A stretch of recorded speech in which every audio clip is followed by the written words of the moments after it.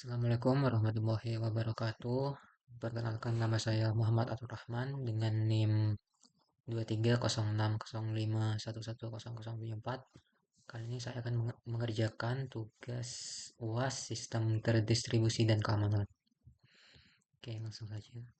Bismillahirrahmanirrahim. Demi Allah bahwa saya mengerjakan sendiri dengan jujur dan tidak menyontek teman.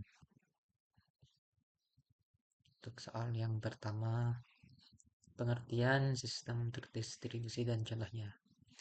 Sistem terdistribusi adalah kumpulan komputer independen yang terlihat sebagai satu sistem terpadu bagi pengguna, berkomunikasi melalui jaringan, dan bekerja sama untuk mencapai tujuan bersama. Tujuan, transparansi, skabilitas, kinerja tinggi, dan keandalan. Contoh sistem terdistribusi yaitu adalah Google Shared Cloud Computing seperti AWS, Google Cloud, dan Azure, aplikasi microservices, sistem perbankan, sistem e-commerce, dan CDN. Oke, nomor 2, karakter sistem terdistribusi. Yang pertama itu heterogeneity, mendukung berbagai OS, perangkat, dan protokol jaringan. Scalability, dapat menambah node tanpa mengubah arsitektur besar. Konkurensi, banyak proses berjalan paralel. Fault tolerance, sistem tetap berjalan walau sebagian node gagal. Openness, menggunakan standar terbuka seperti TCP/IP, HTTP, dan API. Transparansi, pengguna tidak menyadari distribusi data dan proses. Yang ketiga itu arsitektur utama sistem terdistribusi. Yang pertama itu client server, klien meminta layanan, server menyediakan layanan. Kedua itu three-tier atau multi-tier, presentation, logic, database dipisah.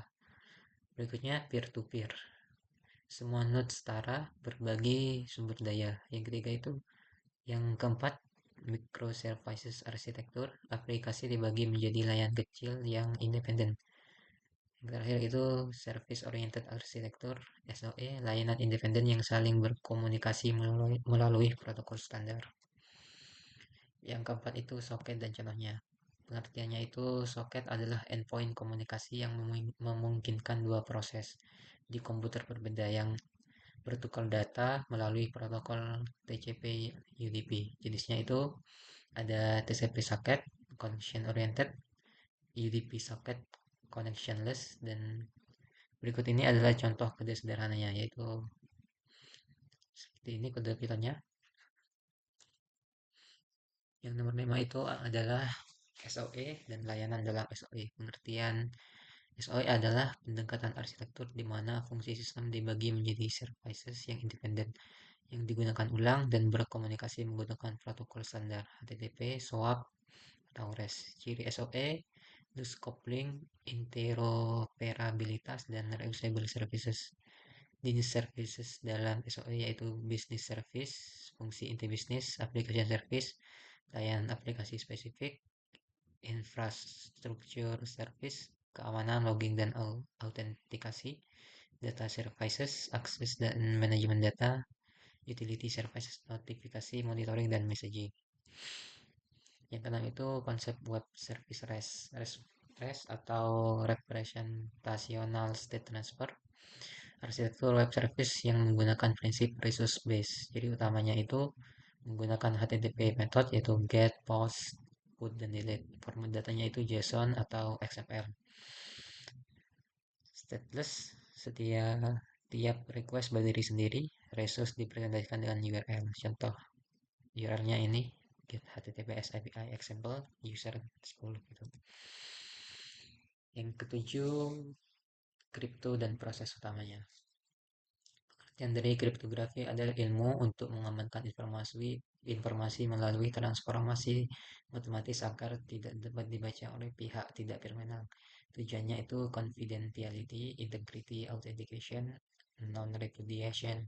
Proses utama pertama itu enkripsi, mengubah plain text menjadi ciphertext. Deskripsi itu mengubah ciphertext menjadi plain text. Key management, pengolahan kunci, public dan private key. Jenisnya itu simetris AES dan DES, asimetris RSA dan ECC, hashing itu SHA 256. Berikutnya itu replikasi dan jenis-jenisnya. Pengertiannya itu replikasi adalah proses menduplikasi data ke beberapa server node agar sistem lebih cepat, tahan gagal, dan konsisten. Jenis replikasi itu yang pertama synchronous replication, semua node diperbarui secara bersamaan sebelum operasi dianggap selesai. Berikutnya asynchronous replication, update dikirim ke node lain setelah operasi selesai pada server utama.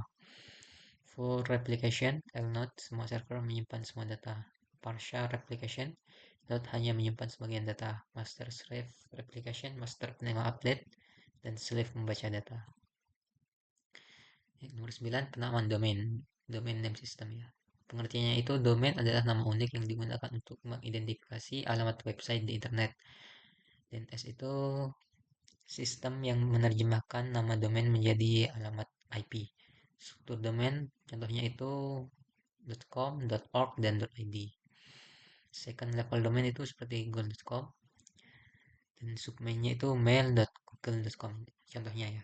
Cara kerja DNS itu user ketik domain, DNS mencari IP-nya, menghubungi DNS host, terus TLD, authorize DNS, dan mengembalikan IP ke browser.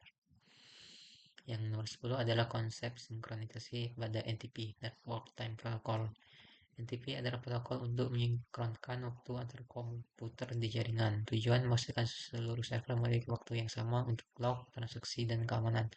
Cara kerja singkatnya itu, klien mengirim permintaan waktu ke NTP server, server mengirimkan timestamp, klien menghitung clock offset dan relative delay, klien menyesuaikan jam lokal secara bertahap.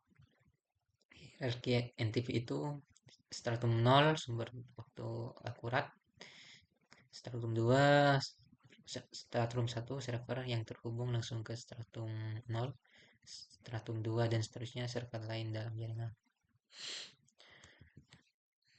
Mungkin itu saja, kurang lebihnya maaf. Wassalamualaikum warahmatullahi wabarakatuh.